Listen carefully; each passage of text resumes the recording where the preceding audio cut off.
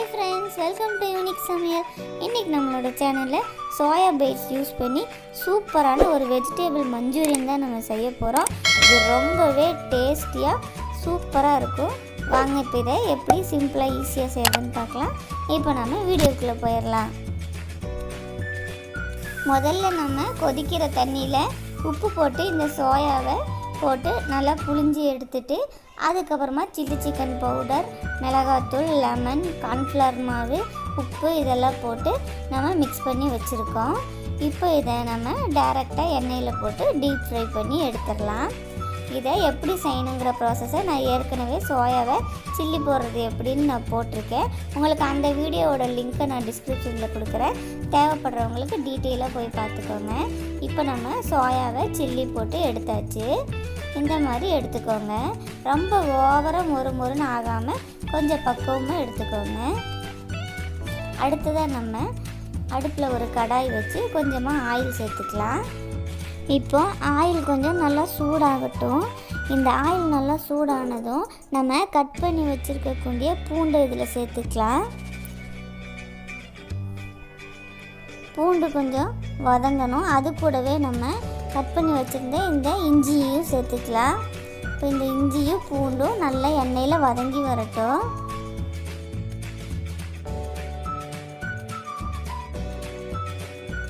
இப்போ இது கூடவே நம்ம கட் பண்ணி வச்சுருந்த வெங்காயத்தையும் சேர்த்துக்கலாம். பெரிய வெங்காயம் நல்லா பொடியாக கட் பண்ணி வச்சது இப்போ நம்ம இது கூட சேர்த்தாச்சு.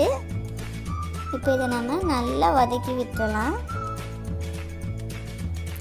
இந்த வெங்காயம் கொஞ்சம் நல்லா வதங்கினதும் நம்ம கட் பண்ணி வச்சுருந்த குடமிளகாவை இது கூட சேர்த்தாச்சு.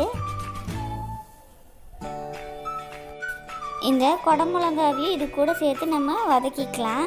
இந்த குடமிளகா ரொம்ப வதங்கக்கூடாது. அது கொஞ்சம் க்ரன்ச்சியாக இருந்தால் தான் சாப்பிடும்போது ரொம்பவே டேஸ்டியாக இருக்கும். அதனால் ஒரு 80% அளவுக்கு மட்டும் இதை நம்ம வதக்கிக்கலாம். இது கூடவே நம்ம ஒரு 3 டீஸ்பூன் அளவுக்கு டொமேட்டோ சாஸ் சேர்த்துக்கலாம்.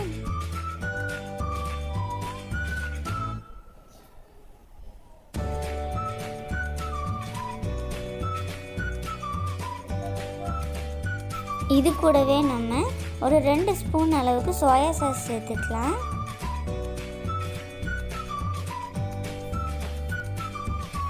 இப்போ இது எல்லாத்தையுமே நம்ம நல்லா மிக்ஸ் பண்ணி விட்டுறலாம்.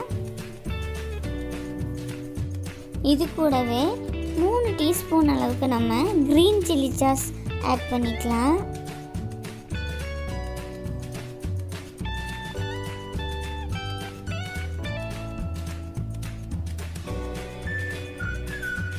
இப்போ இது எல்லாத்தையும் நல்லா நம்ம மிக்ஸ் பண்ணி விட்டுறலாம்.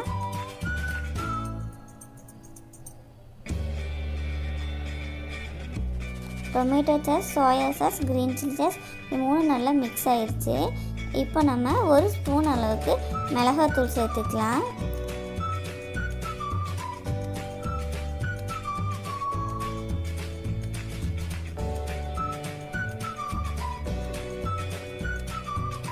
இது கூடவே 1 ஸ்பூன் அளவுக்கு இஞ்சி பூண்டு பேஸ்ட்டு சேர்த்துக்கலாம்.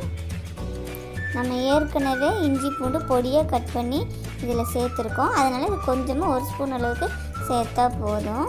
அடுத்ததாக இதில் சுவைக்கு தேவையான அளவுக்கு உப்பு சேர்த்துக்கலாம். நம்ம ஏற்கனவே சோயா சில்லி வறுக்கையில் உப்பு போட்டிருக்கோம். அதனால் இந்த கிரேவி கலவாக நம்ம உப்பு சேர்த்துக்கிட்டாலே போதும்.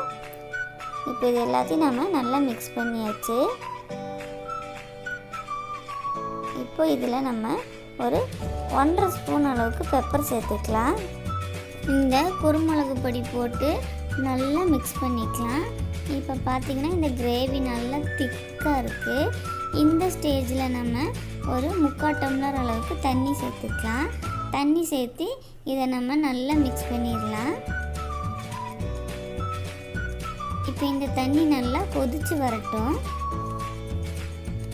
இந்த ஸ்டேஜில் நம்ம ஒரு 1/2 ஸ்பூன் அளவுக்கு வினிகர் சேர்த்துக்கலாம். வினிகர் இல்லைன்னா நீங்கள் லெமன் ஜூஸ் கூட ஆட் பண்ணிக்கலாம். இப்போது இந்த அளவுக்கு கொதிக்கும்போது நம்ம ஒரு 2 ஸ்பூன் அளவுக்கு மைதா எடுத்துக்கலாம். அதில் கொஞ்சமாக தண்ணி விட்டு கட்டியே இல்லாத மாதிரி நல்லா கரைச்சி எடுத்துக்கலாம்.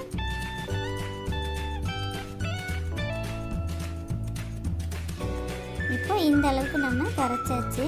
இந்த மைதாவை அந்த கிரேவியில் நம்ம ஊற்றிடலாம். ஊற்றி நம்ம உடனே நல்லா மிக்ஸ் பண்ணி விட்டுறலாம்.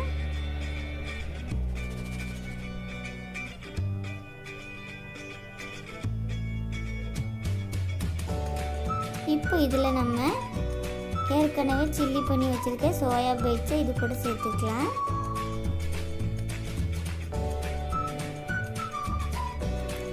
இப்போ இந்த கிரேவி ஃபுல்லாக இந்த சில்லி மேலே கோட்டிங் ஆகிற மாதிரி எல்லா பக்கமும் படுற மாதிரி நல்லா மிக்ஸ் பண்ணி விட்டுடலாம்.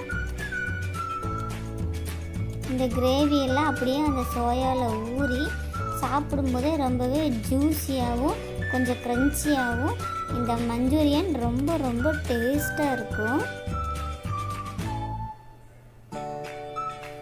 அது சுட சுட இது சாப்பிடும்போது ரொம்பவே சூப்பராக இருக்கும்.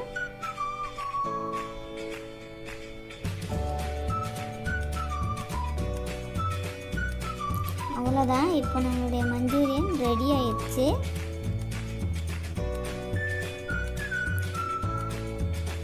இதை நம்ம ஒரு பவுலில் மாற்றிக்கலாம். இதை எடுக்கும்போதே உங்களுக்கு தெரியும் எவ்வளோ கரெக்டான பக்குவத்தில் வந்திருக்குன்னு. நல்லா கிளாஸியாக நல்லா ஜூஸியான இந்த வெஜிடபிள் மஞ்சூரியன் நமக்கு கிடச்சிருக்கு. இது உங்களுக்கு ரொம்பவே இந்த வீடியோ பிடிச்சிருக்குன்னு நினைக்கிறேன். பிடிச்சிருந்தா மறக்காமல் லைக் பண்ணி ஷேர் பண்ணுங்கள். நீங்களும் கண்டிப்பாக உங்கள் வீட்டில் ட்ரை பண்ணி பாருங்கள். உங்களோட வேல்யூபிளான கமெண்ட்ஸை கமெண்ட் செக்ஷனில் சொல்லுங்கள். நீங்கள் இன்னும் யூனிக் சமையல் சேனல் சப்ஸ்கிரைப் பண்ணாதவங்களாம் இருந்தீங்கன்னா கண்டிப்பாக சப்ஸ்கிரைப் பண்ணிடுங்க. தேங்க்ஸ் ஃபார் வாட்சிங்.